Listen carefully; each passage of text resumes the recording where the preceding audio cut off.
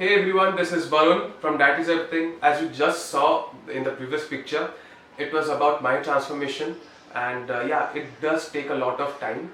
And in this video, I'm going to talk about my transformation, what I've learned from it, and I hope it helps all of you who want to transform or are in the middle of a transformation.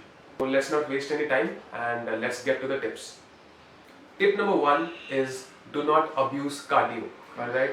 So what I used to do is go to the gym and run for hours on the treadmill and expect amazing results. Obviously I did not get them by running for hours on treadmill because I used to have a lot of junk food also.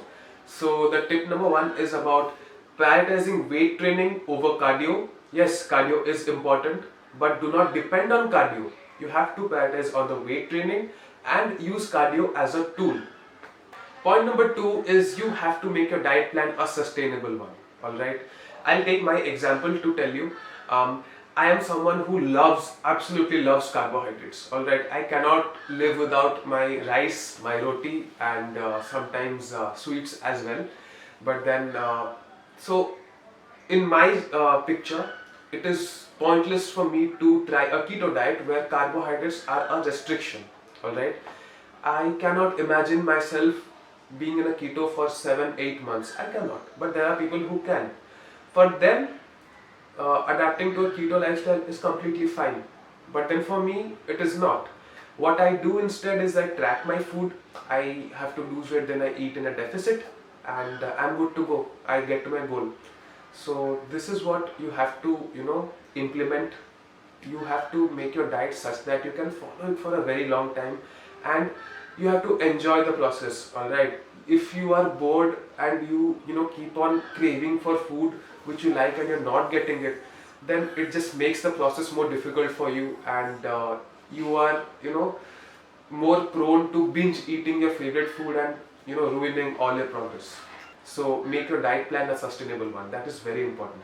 Tip number three is about spot reduction. All right. Initially, after losing weight, obviously I had huge love handles, and love handles is the issue. Love handle or lower belly side fat is very common. All right, and I have seen so many people do side bendings. Holding two dumbbells, each side, and bending and expecting their love handles to go. But then if I tell you that you cannot train your fat, the only way you lose fat is by being on a caloric deficit.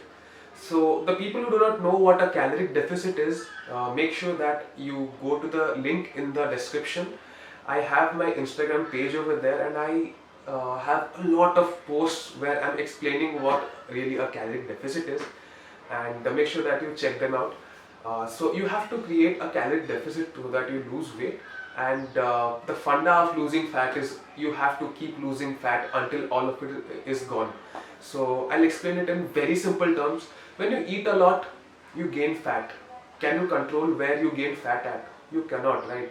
It's the same way when you're losing fat. You're eating less, you're working out, you're losing fat, but you cannot control where you lose fat from. Alright? You will just lose it as per your genetics. Alright? It depends from person to person. But then, yes, you will lose it all if you're consistent enough for the time period that is required to lose all your fat. So spot reduction is a myth. No exercise targets fat from a specific spot. I hope that is clear. It did take a long time for me to understand because initially I did not have any idea about it, but then I did educate myself, and now I'm at a point where I can share the information to you, and I hope it helps.